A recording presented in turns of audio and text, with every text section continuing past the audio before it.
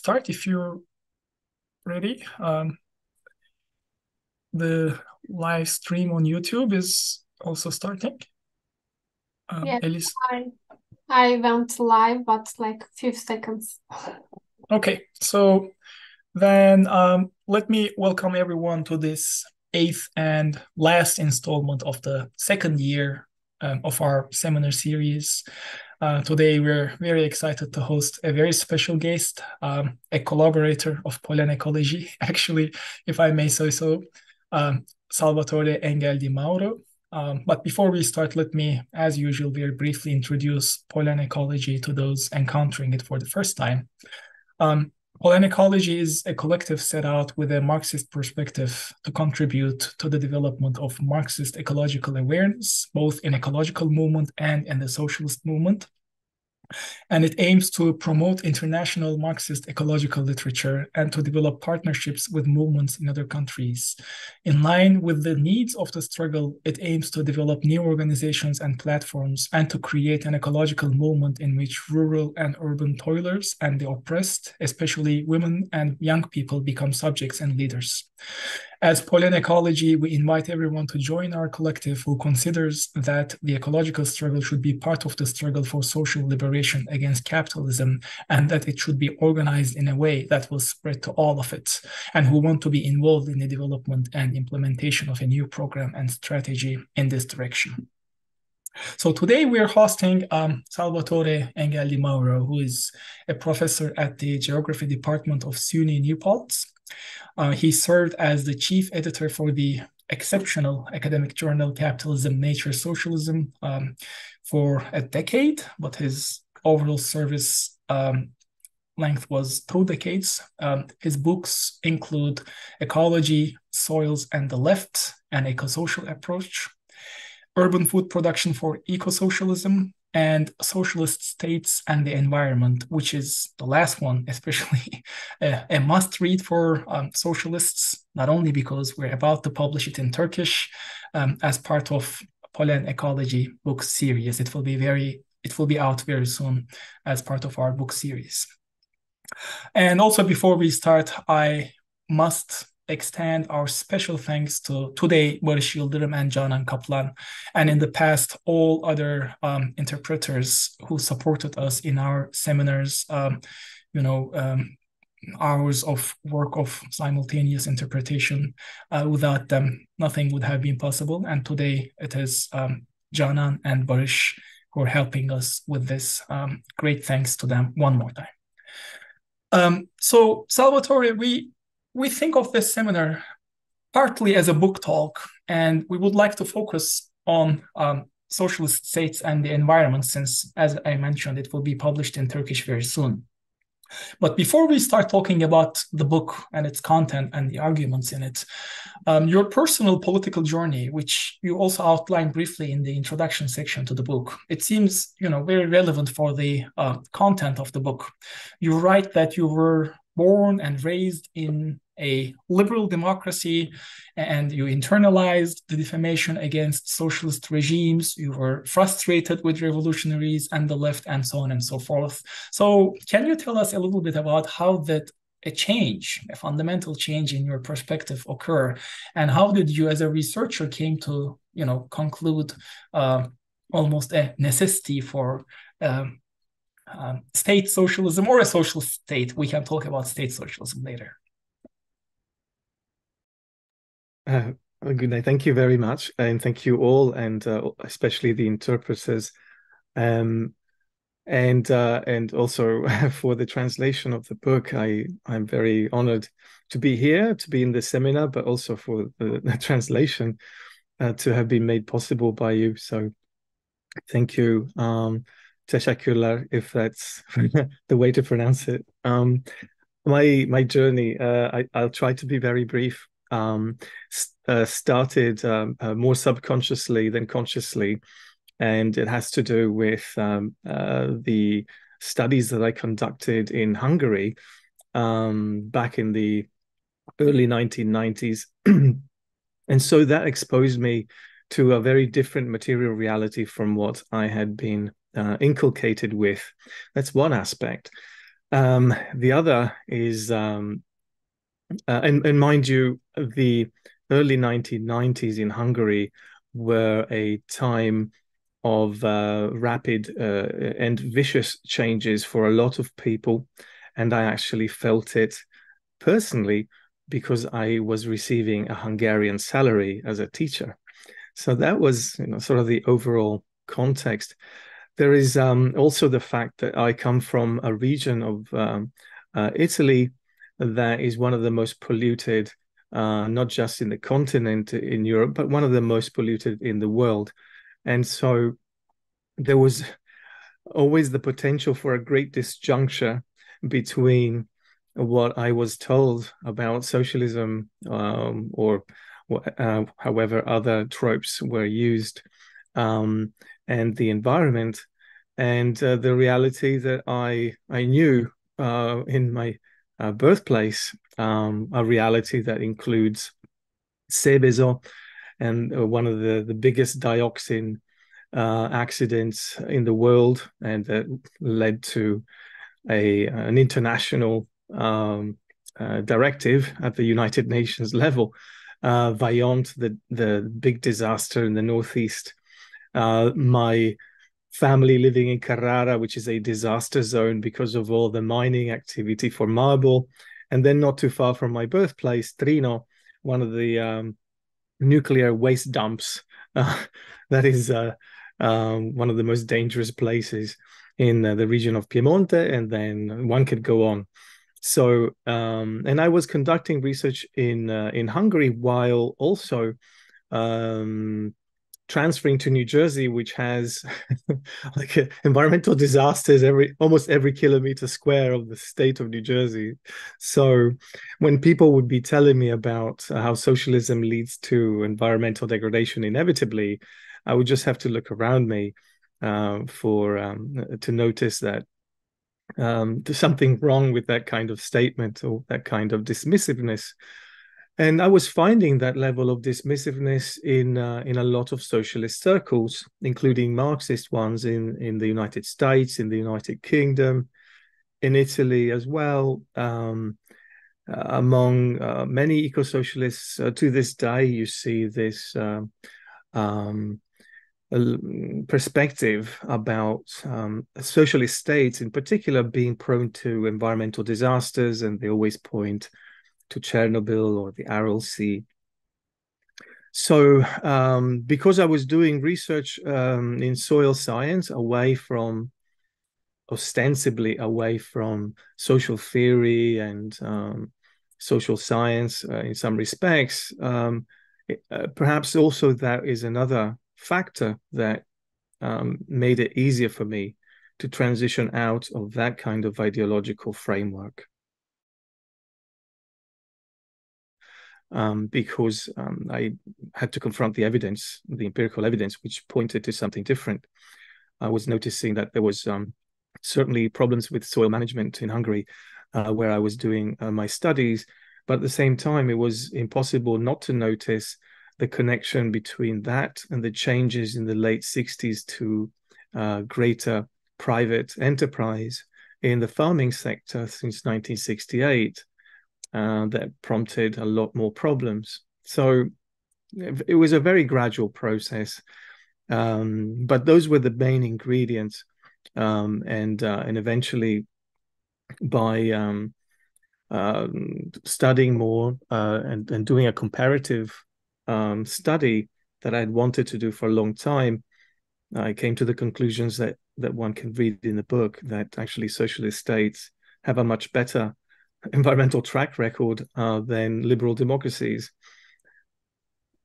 Well, I mean, that's a great point where I can pick up actually. You talked about empirical evidence, which you confronted as part of your research. And one of the core strengths of your book is the really rigorous and concrete historical analysis of the ecological aspects of 20th century socialism from a comparative perspective that is, evaluated against its capitalist benchmark or situated in its world historical context.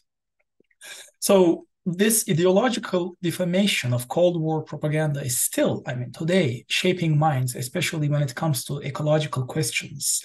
In a way, if you want to be part of any meaningful debate or platform, you first have to strongly condemn, 20th century socialism in all possible aspects, and especially you have to take a distance from the Soviet Union if you're a socialist. So that is the way you have to start talking, the way you can make people hear you, listen to you.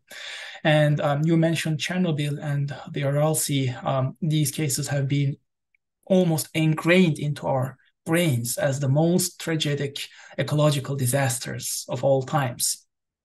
So I'm sure our audience would be very interested in a quick summary of your findings, especially from a comparative perspective.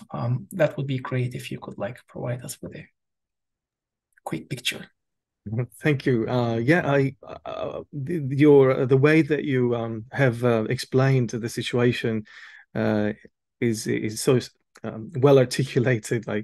And I can only express full agreement.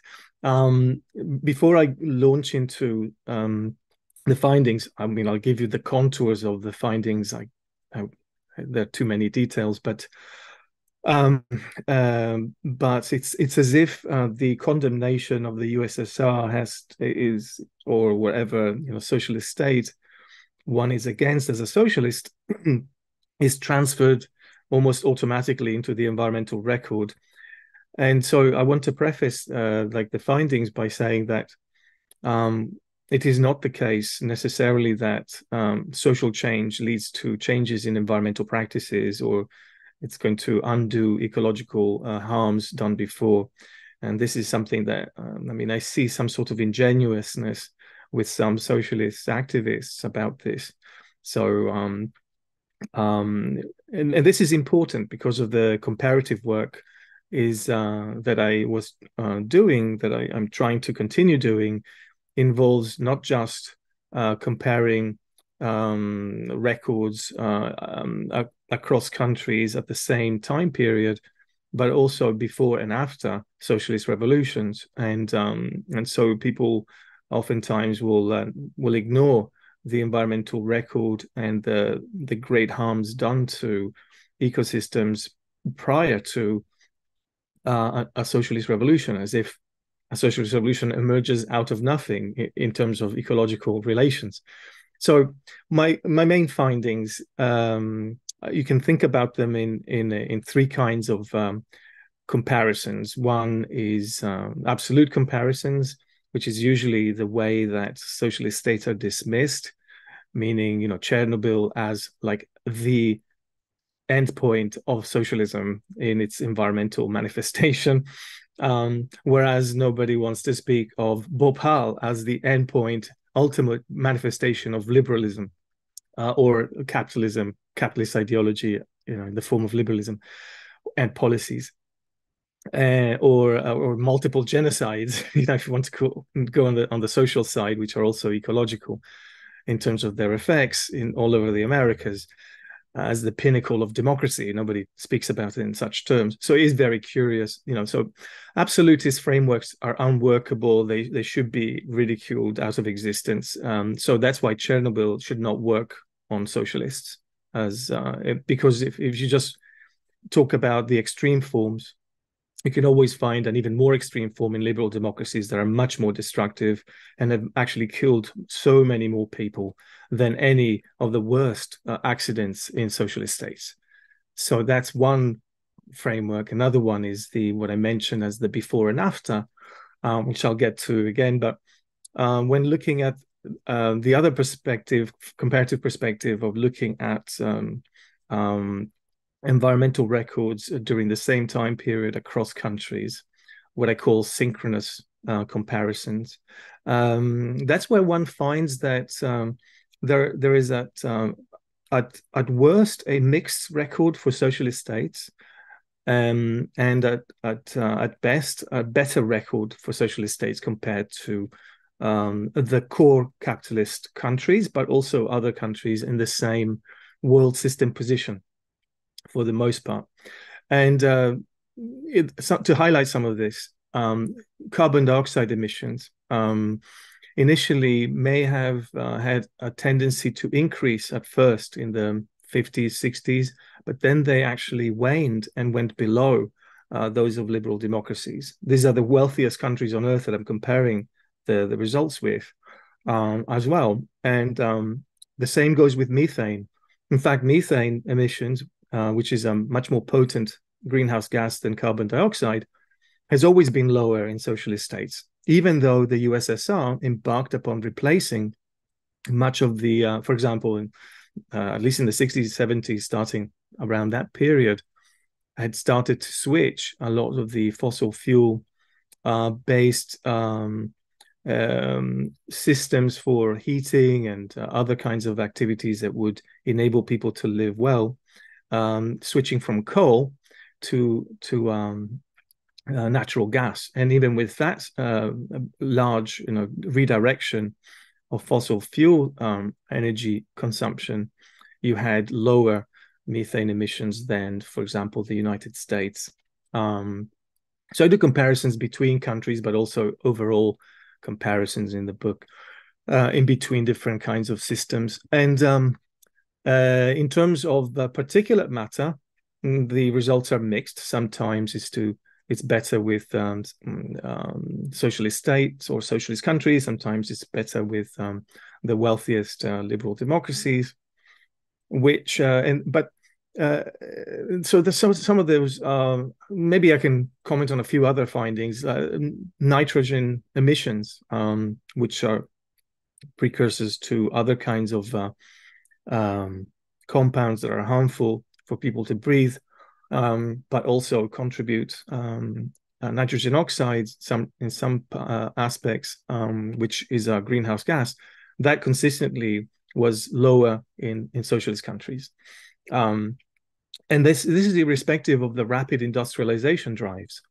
Then there are other kinds of comparisons that I make, but I'll just leave it to climate change aspects for now.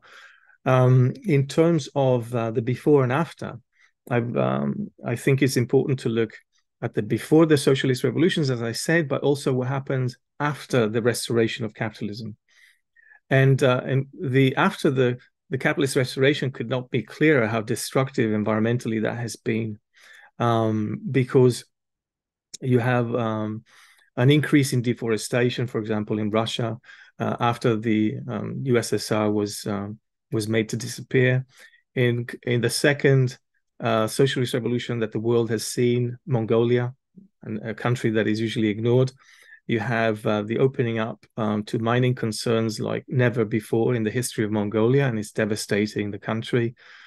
And one could go on. I mean, even during the process of revolutions like in Vietnam and Laos, those countries were devastated by imperialist intervention from the United States, from France, Britain, and other allied satellite countries, to the point in which you still have people born with genetic malformation.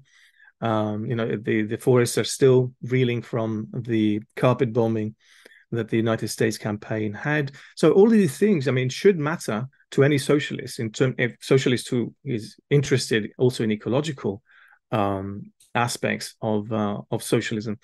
And then in terms of the before and after, oftentimes it's forgotten that, for example, in China, China was increasingly devastated by a lot of pillaging of resources from imperialist powers for like a century at least. And before then, you had large-scale deforestation that was actually halted successfully thanks to the policies that came later on. Not necessarily under Mao, although in part. It was the basis was laid during that period, but certainly afterwards. And there have been mixed stories, but certainly there's been a return of forests that would not have happened otherwise. The same goes with the USSR. The Russian Empire beforehand was basically a resource extraction zone for the benefit of the likes of Canada and the United States. And that was interrupted thanks to the Bolshevik Revolution. And forests actually were increasingly expanded over time through different administrations in the USSR in very successful ways. And then when the USSR was destroyed, it's actually been a devastation for in many respects, not just in terms of increasing deforestation, but also in terms of the zapovedniki, the ecological preserved zones, which had been reintroduced thanks to the Bolshevik Party and expanded over time. It waxed and waned in terms of area size, but the policy was is something that any ecologist or conservation biologist who's self-respecting scientists will say what an incredible achievement the zapovedniki have been. And unfortunately, with the fall of the USSR, those have been broken up. The administrative funds are often lacking, and so these preserved ecosystems, are in danger of being undermined. In any case, so these are some of the salient, maybe, examples that I can provide for now, and we could discuss others if maybe later. Yeah, that's very, very satisfactory. Thank you. And in the book, like, there's a certain persistence in terms of an emphasis, namely, you consistently put phenomena into their social and historical and ecological context, which is actually something any scientific book has to do, but it's not always the case. And this is why, for example, time and again, you emphasize that the drive or the motivation behind the militarization of the USSR, for instance, was first and foremost a self-defense instinct, which was absolutely necessary if the revolution was to survive. And this brings me to a point, which is, in contrast to what is in vogue these days in politics and on the left too, and also in academia, you critically reclaim, well, state socialism, I'm about to say. I don't know if it's a speculation on your part. Let me say socialist states. To start with, what is state socialism? Why do we want to emphasize the state aspect there? And why is it a villain to so many people today and organizations on the left? And what are the main results in this respect that you would like to highlight with respect to the USSR, China, Cuba, or state socialism in general in the environmental context? I mean, you already started to develop certain lines of argument. If you like, you can expand on some of them as part of this question. Thank you. Thanks for the very deep question. I'm not sure how I can respond to it in a satisfactory way, but I'll try my best. And please remind me of the many facets that you've raised that I'm not sure I'll remember to cover. It's such a rich question that you raise, or rich set of questions. So the issue between socialist states and state socialism, I'm not sure. I don't feel like I'm any authority but I wanted to be I wanted to be consistent in terms of what I was comparing. So that's the first thing that perhaps I should preface the discussion with, or my presentation of what I tried to achieve in the book, because without having some sort of definitions, then what are we comparing with what becomes an issue. And so that's one part. And in order to do at least a satisfactory job in comparing, yes, exactly as you say, I insist on contextualization, both ecological and social. It's without which, it's kind of like the difference between correlation and causation. Like you can correlate all sorts of things to each other that have no bearing to each other. The same thing with comparisons. You can compare apple and orange and come up with very illogical conclusions from that as well. But with respect to then definitions, I was drawing from readings of socialist countries from different theorists who lived in those countries or live in those countries, And it became obvious to me, at least, that if one thinks of revolutions, socialist revolutions, or whatever one we want to call them, as the beginning of possibly a transitional form away from capitalism, I think that it makes more sense to talk about socialist states, because well, for two reasons. One is that socialist revolutions have occurred, at least as far as I know, in countries that are within a capitalist system in one way or another, whether as a semi-feudal form or as an advanced capitalist form. Actually, that's never happened, has it? But at least in some respects, within the orbit of a capitalist system, and so this applies. I want to emphasize this, and I maybe I did not do this well in the book at all, but I would like to emphasize that the state form, whether that is necessary to bring about socialism, also depends on the context, on the historical trajectories of different societies. And so I would not want to give the impression that one has to pass through a state form in order to achieve socialism. Certainly, a lot of indigenous peoples have achieved some sort of arrangement or set of arrangements that entails the redistribution of resources and ensuring that there is an egalitarian redistribution as well, and that it's more bottom-up democracy than one could ever imagine in a capitalist system. But I wouldn't necessarily call that socialist either. So because they have their own histories, and so that's the complexity of it.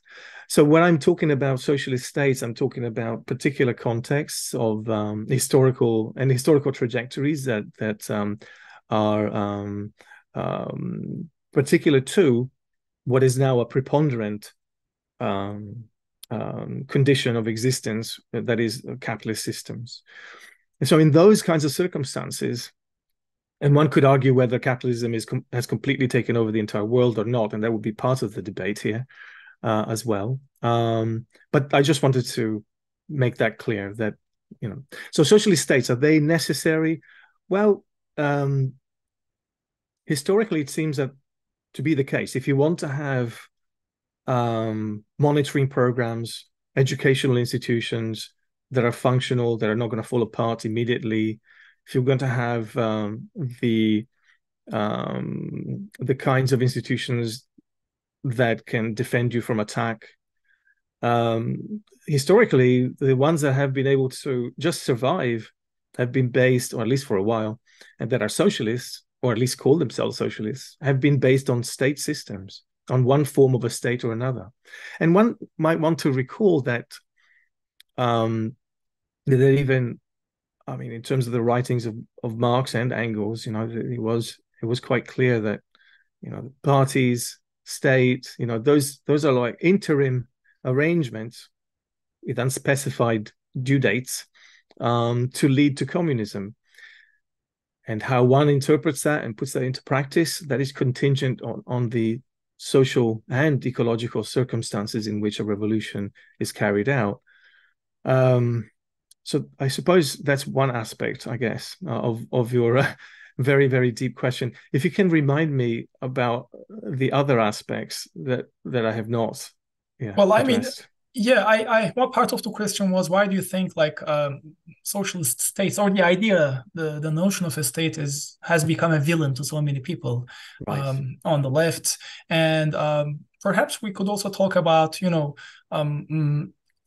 the necessity or the coordinating role of a state, or whether or not it is necessary in the context of the ecological breakdown, if you consider all possible aspects such as changes in food production systems and weather patterns and everything. So perhaps we can attach to that the question of what were the environmental achievements of socialist states and also perhaps their failures, shortcomings. I mean, this is not to basically salvage them from any historical responsibility or declare them for uncriticizable. That's not the point. But the general perception is that it was all a history of disasters, and your book is really valuable in that context. So we can maybe put it into an ecological and environmental context, the discussion of state, capitalist state, socialist state. Right. Yeah. Thanks for reminding me. Yeah, because it's such a vast topic as well that I'm probably going to get lost again. Yeah, why the state is vilified in some respects, in my experience, and I can't vouch for those who have written for socialist revolutions without taking state power, for example, and anything similar to those kinds of perspectives. I mean, I cannot speak for them, but from my experience and from my readings, it seems that the one main reason that the state is or socialist states are vilified or have become anathema is because of the horrors that have actually happened after, during and in post-revolutionary situations, and that includes not just on human terms, but also in ecological terms, one could argue, because if you're trying to build an industrial infrastructure and without colonizing the rest of the world like the liberal democracies have, which is what someone who is a liberal thinker, historian called Douglas Weiner has, it's so obvious that he has no problem pointing that out either. I don't understand why socialists forget about that. Unless you're going to have these colonization schemes, you're bound to have a lot of environmental problems within socialist countries as they try to not just survive, but also provide for the working classes, the peasants, to improve their living standards. You're going to have to get resources somehow. Do you need to industrialize to do that? Well, that's something that is debatable. Increasingly, I reckon that for societies that are made up of millions of people, I don't see how you can do it otherwise, and without a very effective coordination at all levels. And whether one is fearful of bureaucratization or not, a bureaucracy is very useful at getting things done too. So it really, it's a set of techniques, and that should not be confused with entire social projects. In other words, you can use a tractor to devastate the soil, but you can also use a tractor to improve it. It's not just one or the other sort of process. And so in that respect, in the circumstances in which the socialist revolutions that have happened so far, the state taking state power was very important for just sheer survival, but also for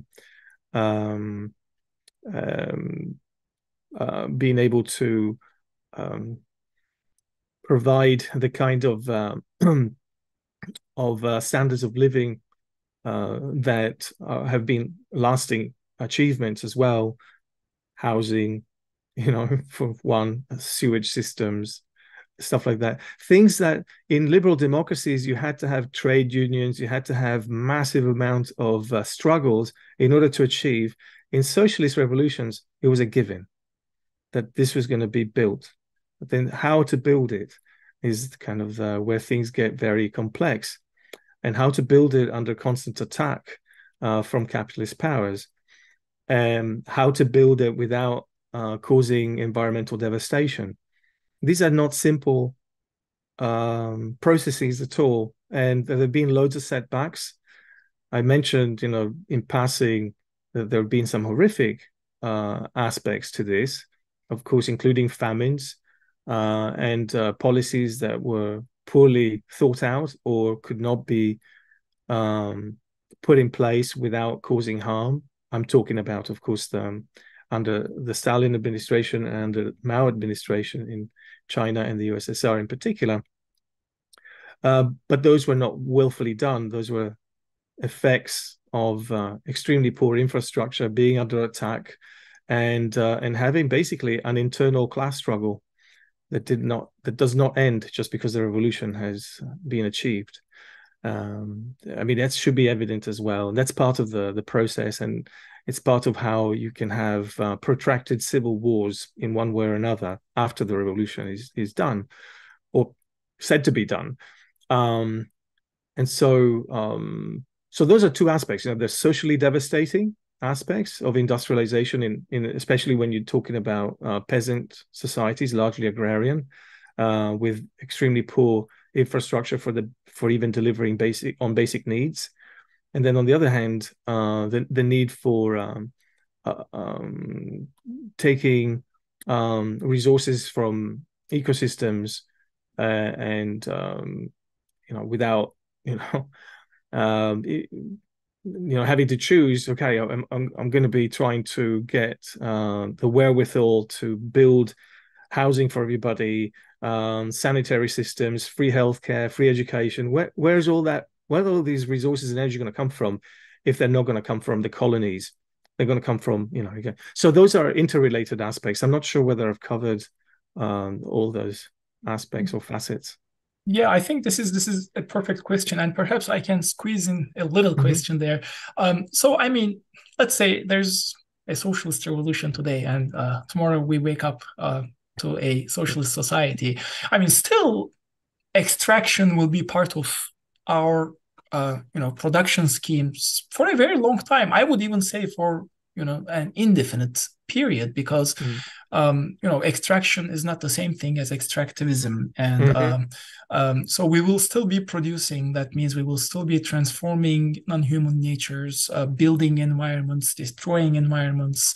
Where is there is no such line of demarcation, but what are the criteria to judge if human activity as such is ecologically destructive or not? Because in some of the contemporary debates, the question boils down to this point. Is all human activity in conflict with non-human natures, or is that not how you see it? That's a fantastic question. And it's not how I see it, because I don't see the matter as either one or the other. And it's really important to make the distinction that you've made between extractivism and extraction, because extractivism is something that is peculiar to societies founded on profit making. So extraction is necessary in order for human survival at an even basic level as a species. It's part of a species being, but it's also part of the species being of any other organism to take stuff from the environment. So for me, it's a matter of more of degree than some sort of absolute aspect of our being. We are part of the environment. For those socialists who believe that humans, I hope there's not socialists who believe this, but if there are, I think there seem to be sometimes, who believe that human existence is at odds with non-human existence. That's then they are reproducing the dichotomy of society and nature, which is one of the basic ideologies of capitalism. So that's I think where it comes from, a lot of this kind of perspective of viewing human beings as tending to be destructive of the rest of nature. If it's one has to understand rather what is our ecological function in the ecosystems we inhabit and beyond, because unlike other species, that's what makes us distinctive, I guess, as a species. But then we have to.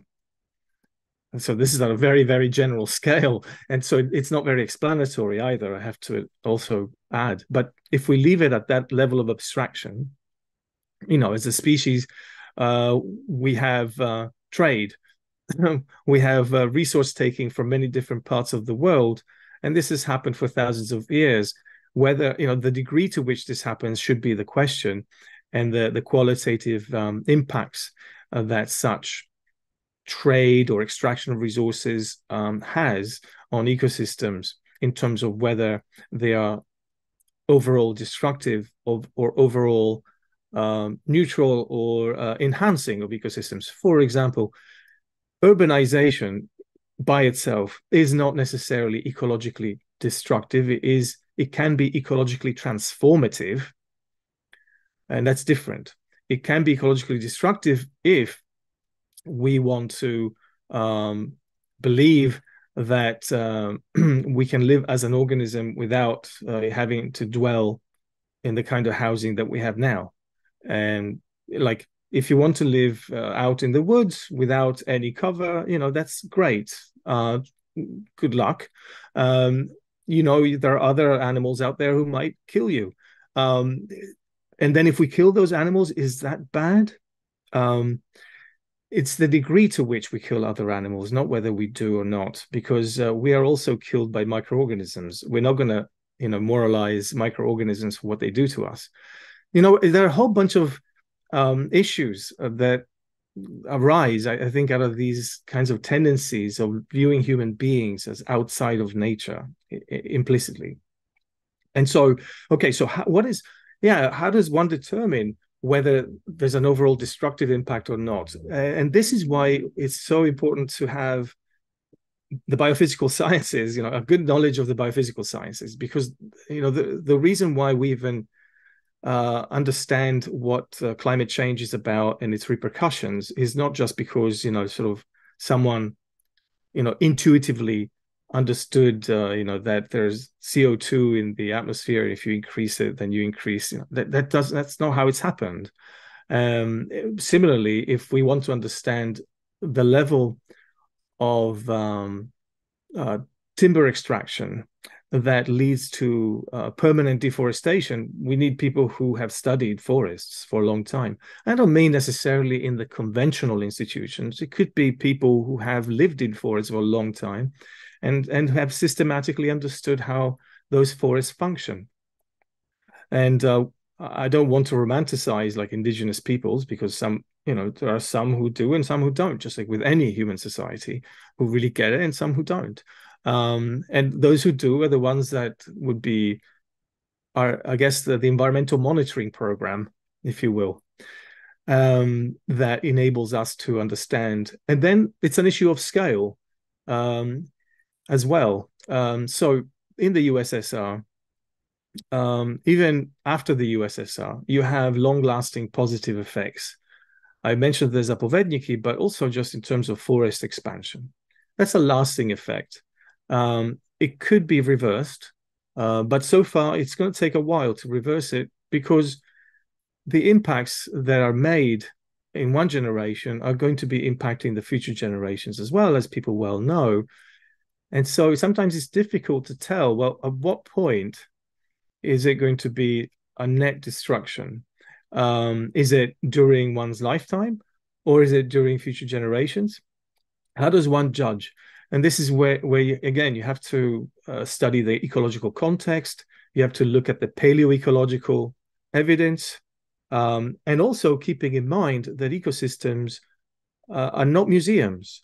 They change over time. This is one of the things that I'm afraid I continue to have debates with, in one way or another, with some proponents of degrowth, because it's not that simple that, okay, we're going to like degrow the economy, but that doesn't mean that necessarily we're going to have ecosystems being enhanced by this.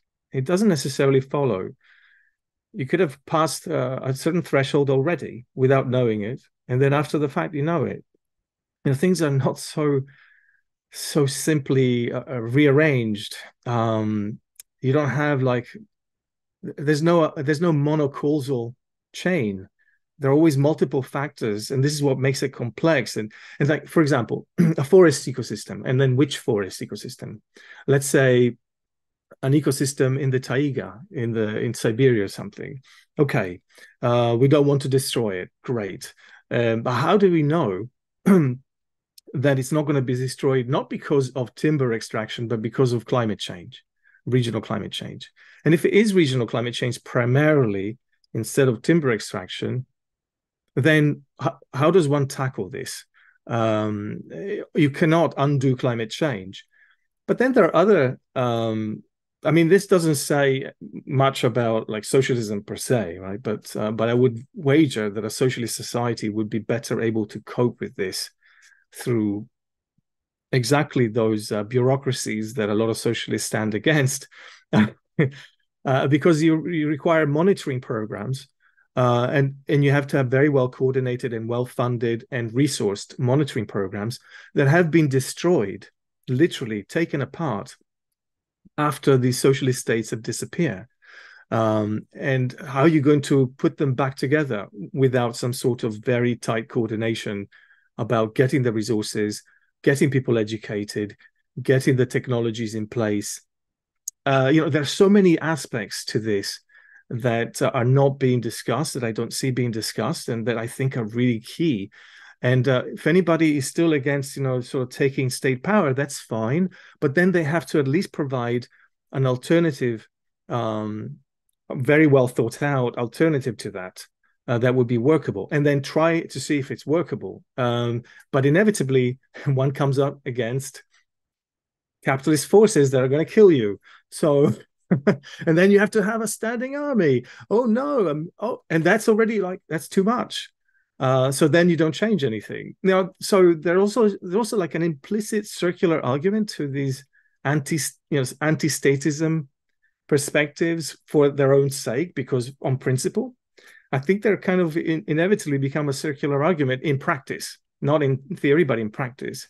Because also one might want to remember that the anarchists were split during the civil war in Spain about whether they should join the Republican government or not.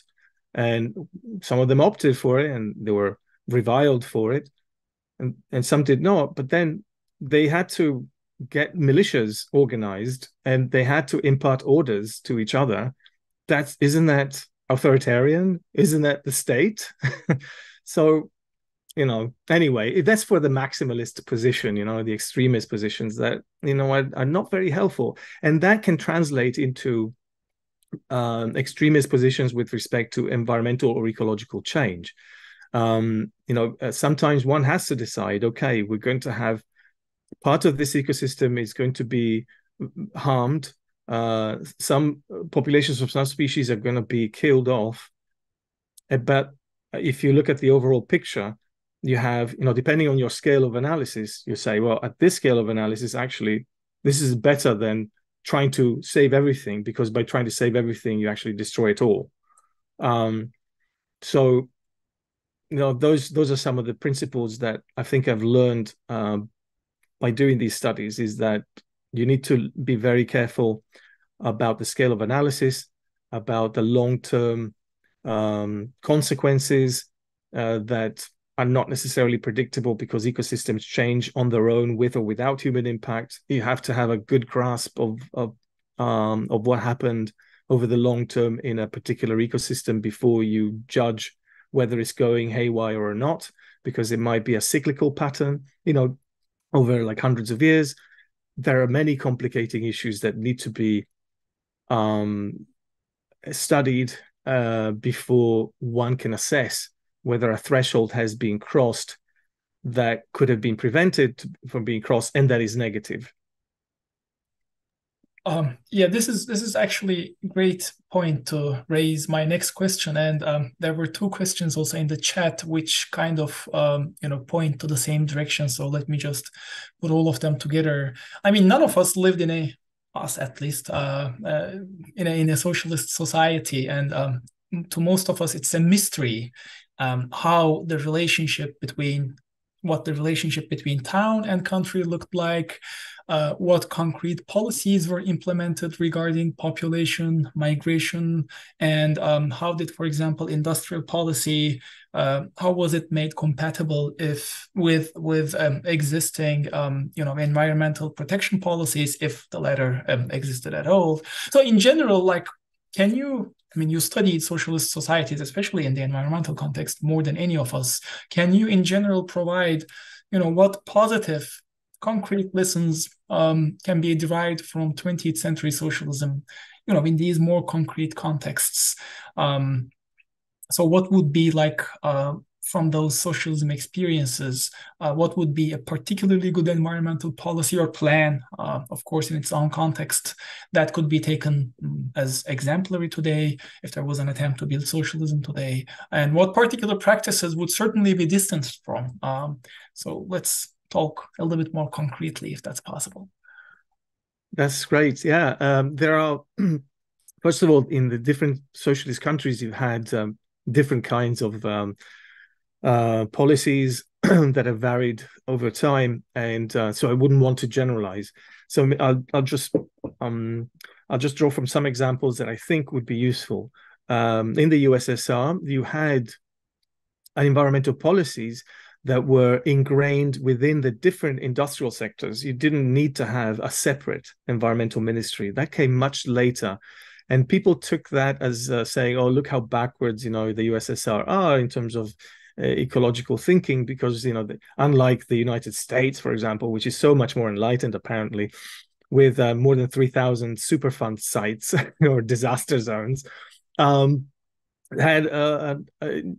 had set up an environmental protection agency. Now, in the USSR, the political system was rather different. And so you had clashes. You had very harsh debates, even, including under the Stalin administration, which is usually stereotyped as having basically just been a very top-down and whatever system.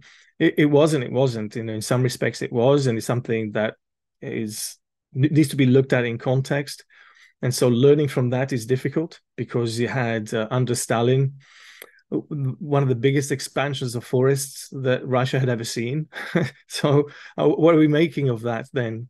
That we need that kind of administration to accomplish these tasks? I hope not, because they can be accomplished maybe in other ways, but it depends on the context, depends on the situation. And this is the difficulty of drawing lessons from these socialist states, is that it's hard to account for these very variable situations. But in terms of the achievements, maybe I could say this: having either a state or something like that can mobilize millions of people to become sensitized to ecological aspects of life is very useful. And the USSR did that. You had maybe something like, I can't remember the number, but it was like something 1 out of 10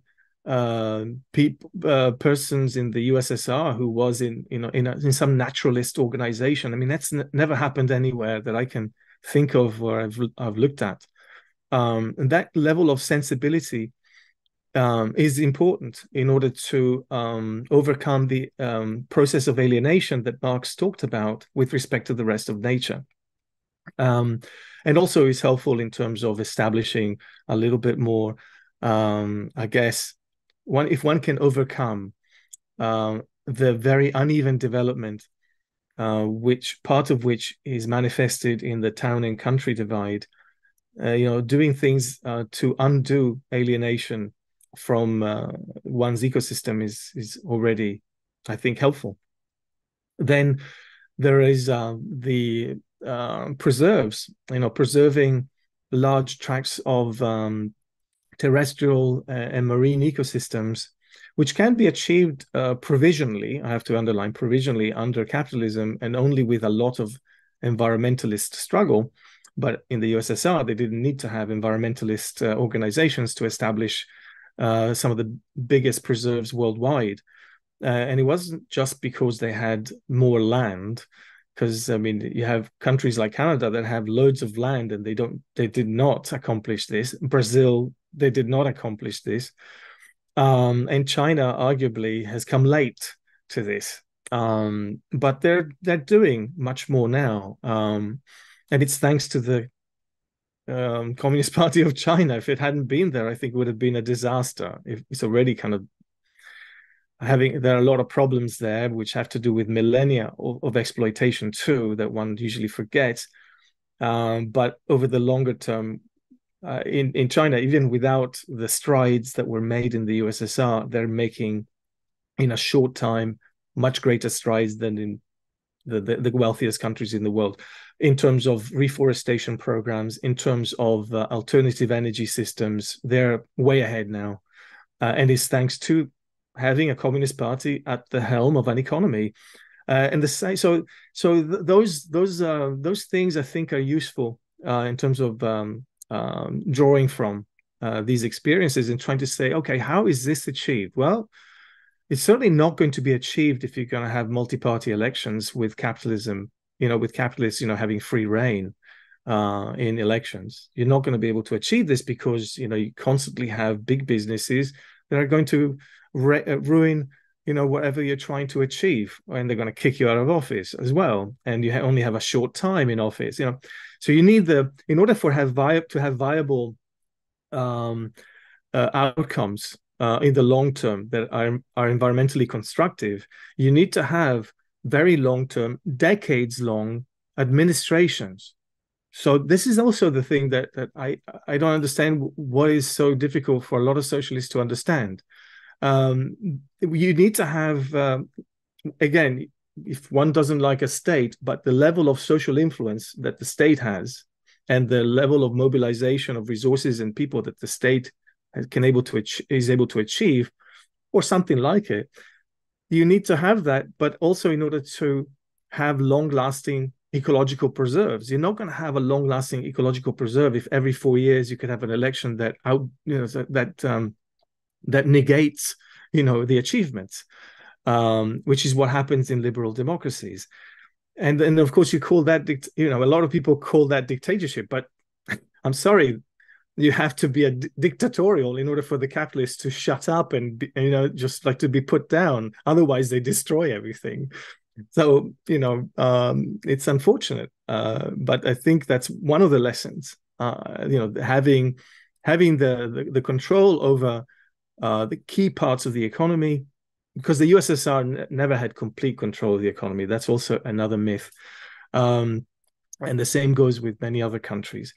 But having control of key points of the economy, and having some sort of mechanism in which different industrial sectors are taken to task for their environmental impacts, of course, also their social impacts.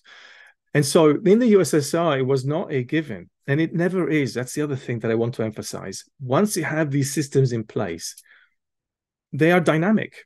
They're not fixed. People change. They change their minds. Across generations, you have changes. You cannot just pretend that just because you have a system in place, it's going to function the same way throughout for decades. The USSR never did. China has not. They've had disasters, and they've had incredible achievements that I've described. In order for the overall achievements to stick, though, you have to have some sort of continuity in terms of political system and priorities. And so one of the things that maybe I highlight in the book a bit more is agroecology and urban farming in Cuba. And in Cuba, that's actually something that we can learn from right now, especially. So since the mid to late 80s, they've established in research centers that are state research centers, not private or not public-private, that are under the direct control of the, basically indirectly by the Communist Party of Cuba. It's essential, that aspect, to have generated the wherewithal to develop agroecological practices that are now being spread throughout that island. And they are serving as one of the big centers of agroecological science in the world. And the same goes with biotechnology, the kind of biotechnology that is constructive in terms of human health and ecosystems. That, Cuba is at the vanguard of that, thanks to these priorities within the state that have been established since the Cuban Revolution. And the same goes with urban farming. They're way ahead of most of the world in Cuba with urban farming in terms of being able to utilize local resources and transform urban environments as urban ecosystems, transform them into more food-producing areas that also decrease the impact of climate change, which is severe, especially in Cuba, because of their situation in the one of the main conduits of hurricanes that are becoming more frequent and more destructive over time with climate change. But so it's making for more resilient kind of city life, but also being able to feed more people. They're not, but what's interesting about the urban farming system in Cuba is that it's very tightly integrated, as far as I understand, with the peri-urban or farming in the nearby countryside. So there is a synergy that they also have established between vegetable production in urban areas and maybe sugarcane, cereal production just outside of the cities that is in easy enough reach, which also cuts down on a lot of energy consumption with that. So that actually Cuba, compared to other kinds of socialist countries, I think they've been getting closer to reducing the ecological distance, if you like, between town and country. In the USSR, in China, not as far as I know, not as much. But then again, they had inherited also such incredibly uneven development between town and country that it's not going to happen in a century even to be able to integrate all the different regions into some sort of integrated, in some sort of way that is ecologically mutually synergistic or beneficial. That takes a long time, long-term planning, but you also need to develop, should I say this, the forces of production, which include, the science and planning methodologies that also need to be developed in order to have this kind of integration. I hope that this is helpful. In Vietnam, in Laos, they're dealing still with the devastation from, the US extremely ecologically and socially destructive, bombing campaigns. And the same with North Korea. People forget that it was carpet bombed and there was basically hardly anything left standing in North Korea after, they finally were able to survive the US onslaught. Those have long-term ecological consequences. They also have long-term consequences in terms of which areas are inhabitable. Because, where are you going to have people live? Like in places that, are so polluted because of the bombing and massive herbicides. That it's difficult to plan things as well. You need a long time and across generations to try to accomplish a more even distribution, if you like, of population, or maybe not population, maybe more even distribution of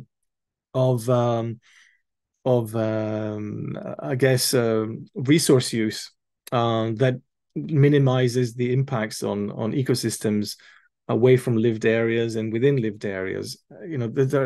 I'm only touching on some of the issues anyway, and I probably have gone way too long. No, this is perfect. While you were talking, two questions popped up in my head. One was related to the speaking of the USSR, there was also a developmentalist path within the USSR, especially in the second half of the century. Khrushchev explicitly, for example, expressed a race against the United States in terms of annual growth rates and so on and so forth, which is, in my opinion, like which has very little to do with what socialism is about. But I mean, it is also an irony in the context of the USSR, right? Because usually the blame is always put on Stalin and the administration back then. And as you mentioned, and you explained it in the book actually very well, this is unexplored waters. The first time I saw in your book that during Stalin time under Stalin administration in the USSR, there was a very vivid ecological, spectrum of organizations, institutions in all parts of the country, debates, and so on and so forth. Whereas the typical picture given to us is like basically everything was between the two lips of Stalin. And you show in the book actually that more environmental degradation took place in the USSR in the second half of the 20th century, especially during the policy of peaceful coexistence with the capitalist world. I mean, so one question there is, perhaps it's a rhetorical question, but you put your fingers several times on this today. The capacities of a socialist project to survive in a capitalist world context. That's one. And the second was, we can learn from you a lot when it comes to agroecology and urban food production systems. You have a recent book published on the latter, which we were willing to translate, but it seems that it's not going to happen because of copyright fees. Academic publishers, they charge a lot. So if you have any further comments on those two points, that would be perfect for us. And let me also remind to the audience that if they have further questions, they can write it to the chat, and hopefully without exhausting you today, we can ask maybe one more question. Yeah, you're very kind. And I don't remember, I may not remember both questions, but just to return to Khrushchev, I think it's a very good example of how the USSR and any socialist country, in fact, any country, cannot possibly be treated as a monolith. That's not how things happened. I mean, even in the US, we don't have a monolith, even though we have one capitalist two-party system, So, but it's not a monolith. You constantly have a lot of dissent and people struggling with different political affiliations. And the same happened in the USSR. For a while, Khrushchev, the Khrushchev line prevailed, and there were ecological consequences to that. With respect to the Virgin Lands campaign, for example, being one of the ways in which things ecologically in some parts of the USSR, by no means all, got actually worse. And in fact, if I remember correctly, even the number and area of ecological preserves declined under Khrushchev. And then it went back up, and I guess one thing that I wanted to make sure that is understood is that socialist states, just like any other country, are composed of millions of people and with different currents. And when one sees a particular policy being enacted, I think it's best to see it as a prevailing current that could be overturned. And it has been. I mean, the history of all these socialist states, you have certain currents that prevail and then are overturned, and you have changes, huge changes. You mentioned rightfully, basically the peaceful coexistence as an ecological problem. I mean, if I can rephrase it that way, and indeed it is, because in a capitalist system, there's relentless pressure on socialist countries to be destroyed, and or to conform to world capitalist processes, and which are ecologically massively destructive, and they have been throughout. So to be in peaceful coexistence means to increase the amount of resource extraction for the benefit of the core capitalist countries, which is what was happening, and I was seeing in the data in Hungary. Like they were introducing a whole bunch of crops that had no business being grown there, and it was for the European community market to be sold. And that's part of the peaceful coexistence. But there is no peaceful coexistence with capitalist states. They're just it's impossible. They're expansionistic and imperialistic, almost on principle. And so, and that's also something that one has to take into account when looking at these socialist countries, and that's part of the context. By the way, the Virgin Plains campaign, what was it? I forget now. The Virgin Land campaigns under Khrushchev. The first few years, it's something that I indicated in the book. The first few years were they had bumper crops. They had a lot of successes, which was very deceptive because they were not looking at the longer term ecological changes. And those who did had given warnings to the Khrushchev administration, which were ignored for short-term gains. And then, kind of like with the Great Plains in North America, then you had huge problems and disaster in terms of soil erosion and crop failures.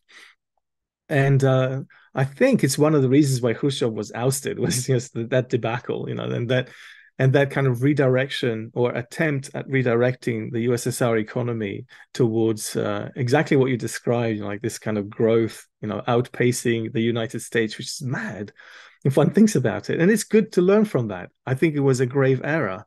But Khrushchev also made some other achievements that could be useful as well to learn from. But it's with respect to the other aspect of your question or your remark, I'm trying to remember what it was.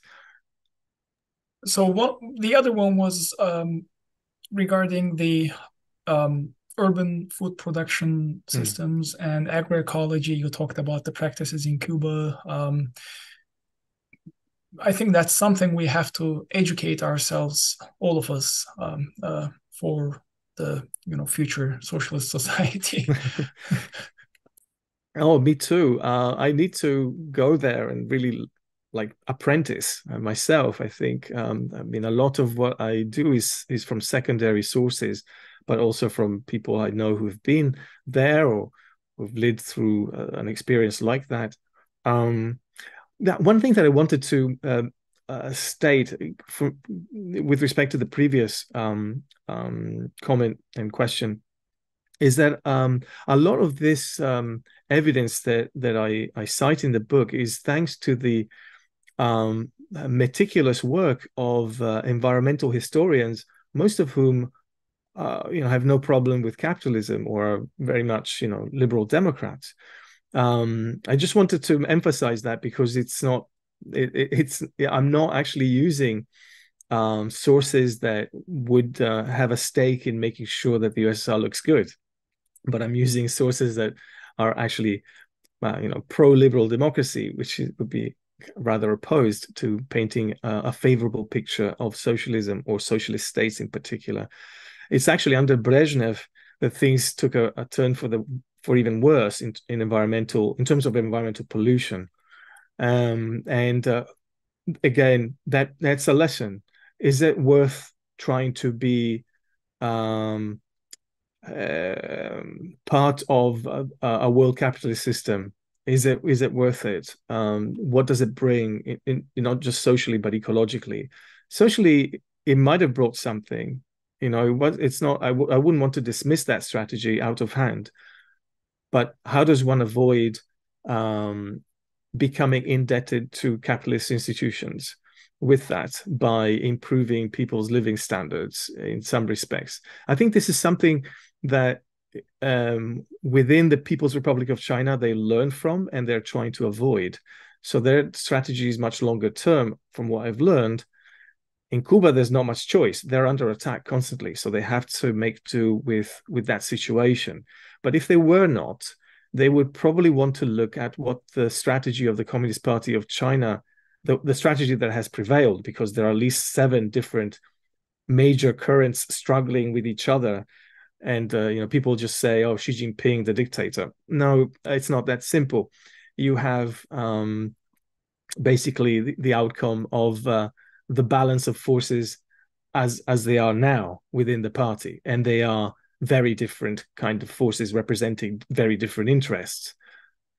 But with that, there is also, I guess, a prevailing view of what was learned from the USSR should not be repeated in the People's Republic of China. And I guess one of the things that, I guess, under the Deng reforms, for which I'm not one who would advocate for either, but it kind of saved China from becoming again colonized by foreign powers in some respects, by kind of inviting them in, trapping their capital, and then using it against them. So this could be also another strategy worth thinking about. And I'm not sure whether in the Communist Party of Cuba they're trying to say, okay, this seems to be working, perhaps, and then at what cost could be the other thing, and is it worth it? The environmental and social costs so far have been rather high in China, but they're turning it around now. Okay, so that is for the first comment, and I'm sorry. For the urban farming, first of all, my apologies. I wish I would have published with my co-author, George Martin, with another publisher. It would have been, in fact, a publisher who would have a small university press. And I maybe just to explain briefly, because it is a painful thing to witness what you describe. It's so unfair. And I'll write to Routledge just to put it out, if to petition for that to be translated. It would be such a shame if that's the obstacle. Otherwise, it would have been a university press, but the director, after accepting our manuscript, dropped us. We are still perplexed. Otherwise, it would have been very much a doable thing. But I think in any case, for urban farming, the one of the best things that one can do is not just to learn from the situation in Cuba, but especially in terms of circumstances in a capitalist country. One can look to the Movimiento de Trabajadores de Terra, the movement of landless workers in Brazil, because they have, now in the United States, it's not going to work, I don't think. We do not have millions of landless farmers. In fact, the farming population in the United States is very, very, very small. So it would be like organizing a tiny force of people who stand no chance of occupying land.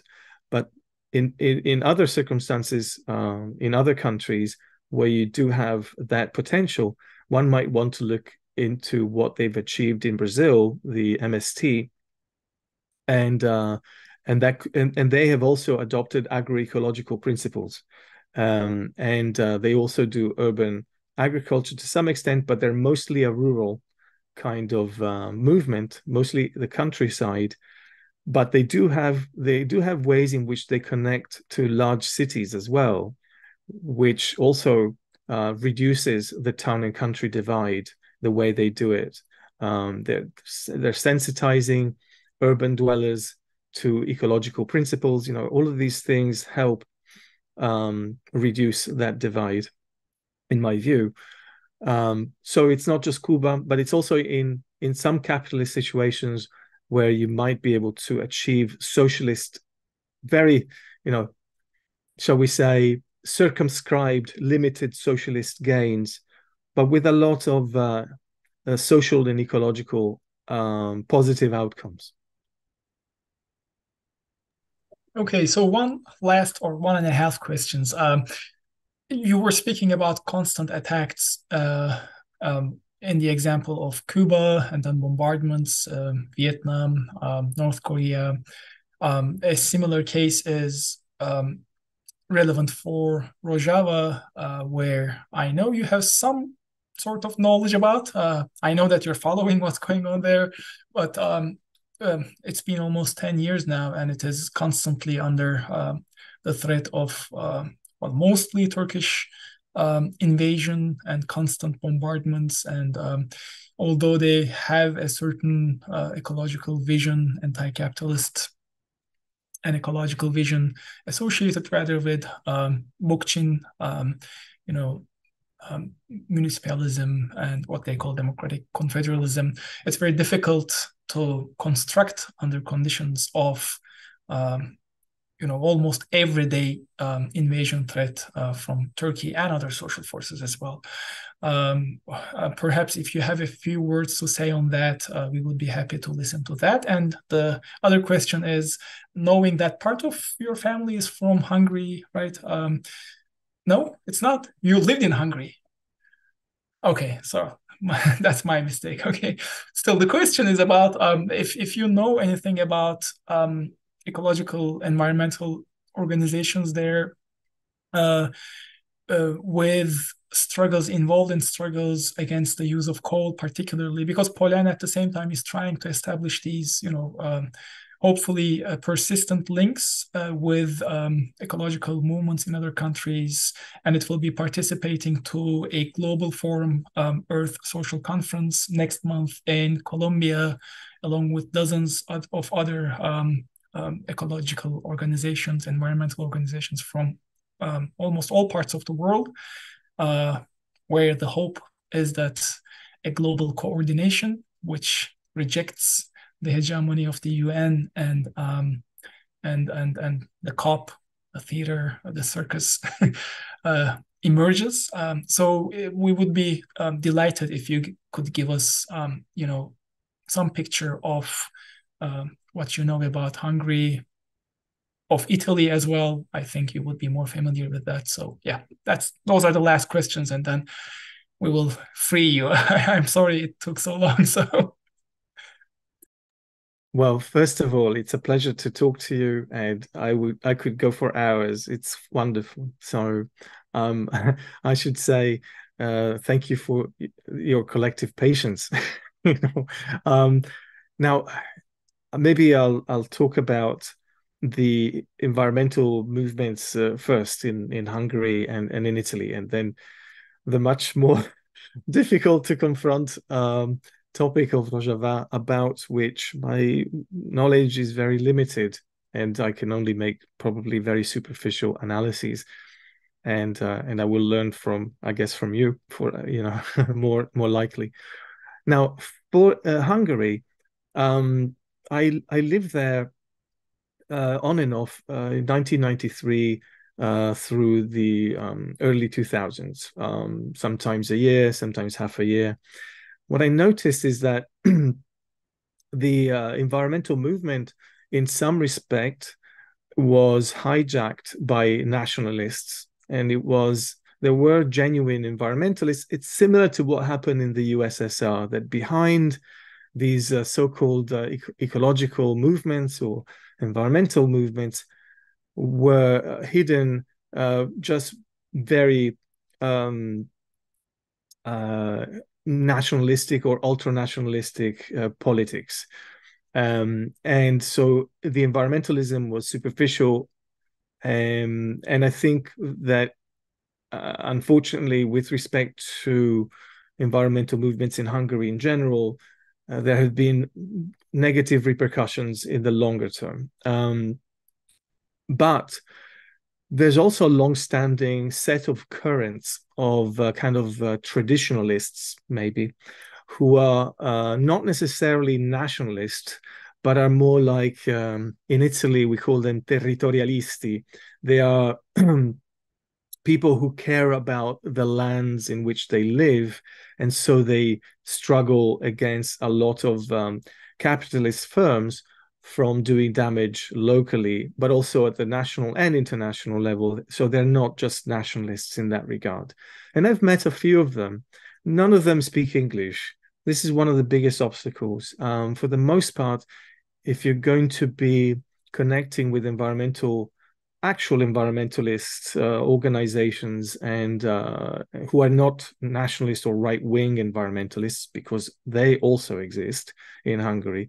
So if you're going to meet more leftist environmentalists, it's very difficult to find English speakers or people who speak other languages besides Hungarian. So I'm lucky to be able to converse, or to read in Hungarian enough, to communicate. I mean, if that's helpful, that's something that I'm willing to do. If I do have time for it, I would gladly do it. Because I think that idea, that project that you described is very valuable. In terms of the current situation, you have basically a social democratic kind of outfit called Sikra, which means spark. It's like Iskra in Russian. But they're not much of a political spark in my view, but they're still better than what's out there for the most part. They do some very good work. They combine some forms of environmentalist struggles also with housing struggles. So I think that's great. I don't know how they connect the two, whether they do at all, but they're involved in both. There are locally organized resistance to a I forget how you say this in English. Accumulator is batteries, the car batteries. So there's a town in Hungary where they want to establish a car battery industry, and there's quite a lot of movement against that. And part of it is environmental, and it latches onto a more national and international environmental sensibility. Part of it is like the not in my backyard problem, and part of it is I guess a pretext to fight against the Orban regime or the Orban government, which it's fine to do that, but it's really a liberal kind of current that uses the environment as an excuse to get at the current government. So there are these mixtures, and sometimes it's hard to tell who is really for what, unless you kind of read their pronouncements in Hungarian, and they're usually not translated in English or other languages. And there are local food and vegan movements in Hungary. These have existed for a long time. In the 80s, for example, already you had like what they called a reform movement, which meant having a diet that is sound, not just in terms of human health, but also environmental health. And they've had this for quite a while. And so you still have these kinds of currents in Hungary that you also find in Italy, by the way, with the slow food movement, which is actually is a mixed bag. But if you look at the Environmental Justice Atlas online, EJOLT, EJOLT, they might have in Hungary contact information for Hungarian organizations. And then if it's useful for me to advise on like what these different organizations are about, try and find out more details, because sometimes it's not easy, then let me know. In Italy, you find also a lot of information from that website, EJOLT. But yes, I know the movements, environmental movements in Italy, just like in Hungary, have been hijacked by liberal politics, sometimes nationalist politics. The Green Party of Italy is basically a liberal party. In Hungary as well, they have a green. It's not called a Green Party, but they're basically a liberal party, and so they're pro-capitalist, just a different form of capitalism. That is environmentally friendly, which is of course an oxymoron. But in Italy too, you have that kind of politics, and at the highest levels, and that attracts people into basically a pro-capitalist kind of environmentalism, which is self-contradictory. Then you have a lot of movements that are place specific, like Notav, which is from my region, like the community base. I've written about it. We've published in CNS about them. They're against a particular form of high-speed train development, which is overall destructive of both the local environments as well as people livelihoods in that region, and in that set of valleys in Piemonte, where I'm from. And by the way, I'm sorry I gave the impression that I have I feel like I have family in Hungary, because when I go back, it feels like I'm with family, but they're just friends. But it's you're not wrong in some respect. Absolutely not. Anyway, in Italy, you have Notav, you have No dal Molin, which is a struggle, which is both environmental and anti-imperialist, because it combines in Vicenza, in the northeast, it combines a struggle against the expansion of the military base, the US military base or the NATO military base, on both anti-imperialist and environmentalist grounds.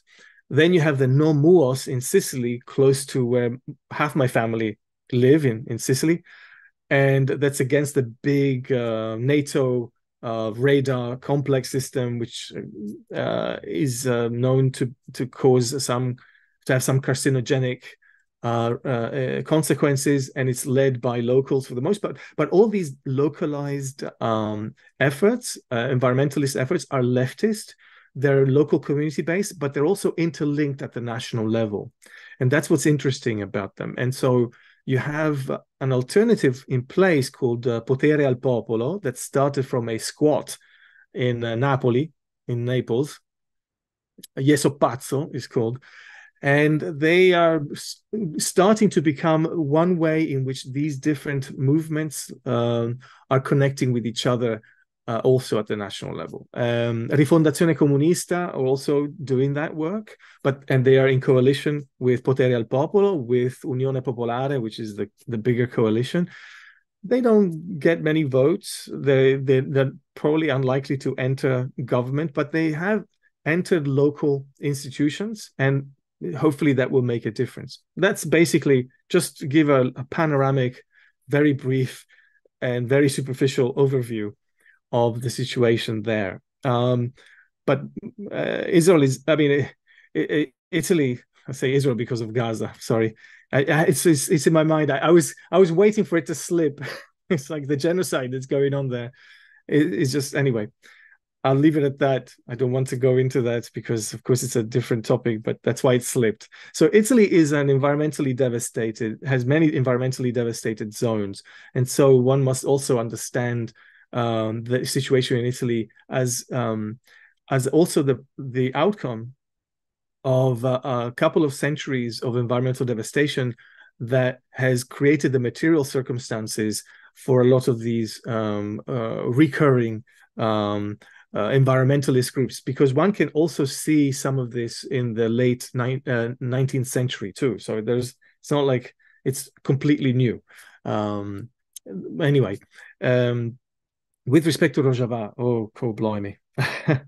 Talk about a situation in which there is a risk of genocide, if not one enact. Right? I mean, the Erdogan government, as far as I'm concerned, is just trying to wipe them out completely. I mean, I think that's the policy, aside from just wiping out the Kurdish presence from the area in general in Turkey, right? I mean, you know this better than I, what the politics are like that. Of course, I also understand that the Kurdish communities are divided.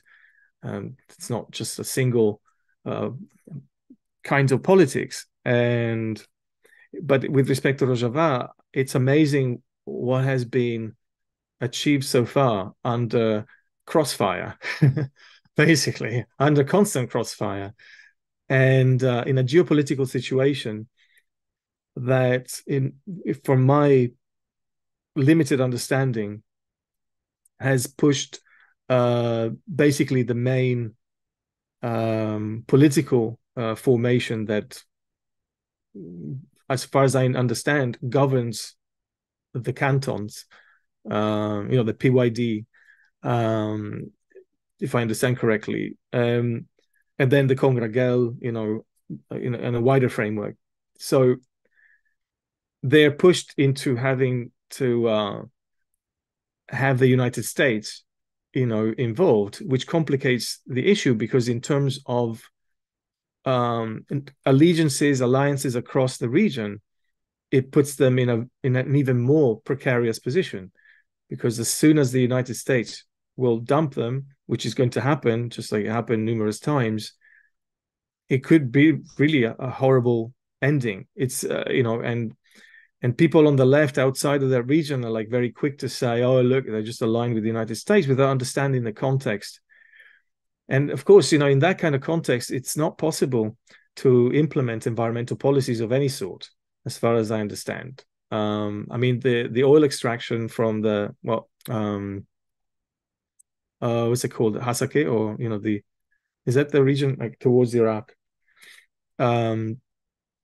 I'm sorry, correct me, please, if I'm saying something silly or wrong. Please just jump in and correct me. So the Hasake, I think it's the Hasake region. I mean, it's where mostly the petrol is being stolen, basically, and by the U.S. military, and it's what can the PYD do about it, or the Northern Syrian Democratic Forces, if I remember the acronym correctly?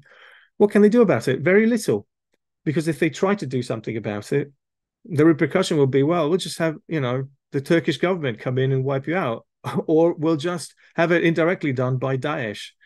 I mean, because they're bankrolled by, people who are aligned with the United States, at least directly or indirectly. So it's such a difficult situation that any sort of like protection of human life and any ecosystem is going to be incredible. I mean, that's how I view the situation there. And that, of course, the Syrian administration, the Assad regime, they're also something to be reckoned with, obviously. And how does one? Because are you going to have a repeat of Arabization, like as happened in the past, which means basically wiping out the Kurdish led political formation? That's also something to think about. And so it's like, oh, are you gonna, when the US finally pull out, which I don't think they will anytime soon, will it mean having to side with the Assad government in order to parry the Turkish invasion, which already has happened in 2018? How does one actually establish? And I've seen, like, written by some leftists, that, oh, in Rojava there's like a one party regime. It's like, well, how are you going to handle the situation? What, you're going to have like multi-party elections so you can have like Daesh, like elected in government and kill you? I'm just like, where are these people living? So that's the way I have so far, from again my limited knowledge, I understand that situation. I mean, I think you have a really good perception of what's going on there, and it's a very difficult situation, as you yourself said, where any theory is green, and the eternal life of tree is. I'm sorry, theory is gray, but life is well, not only green but many different colors, and you know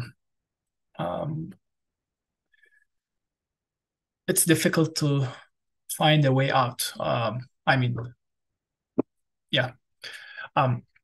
If there's nothing you would like to add, I mean, we're approaching 2 hours. This is uh, this is a record. So thank you so much for this, Salvatore, and thank you so much for all the help that you provided us, also with the translation of the book, and being aside us, being next to us whenever we need help. In terms of access to CNS, you have always been a close friend to us, and thank you so much. We're so happy to have you. I hope this wasn't too long for you. I hope you're not exhausted, and perhaps we can stop the recording and the live stream. And once again, let's thank Canan and Barış. I mean, it's so hard work they have been doing for us, along with other comrades who were interpreters in the previous seminars. So this is our last seminar. Barış, Canan, thanks a lot. Çok teşekkürler. Same. Teşekkürler to everybody as well, especially the interpreters. You know, I feel recharged from this conversation. It just went very fast. And you asked such excellent questions. There is a lot that is just you know, it's just something that, you know, these are the questions that I could talk about with you for hours. There was, by the way, a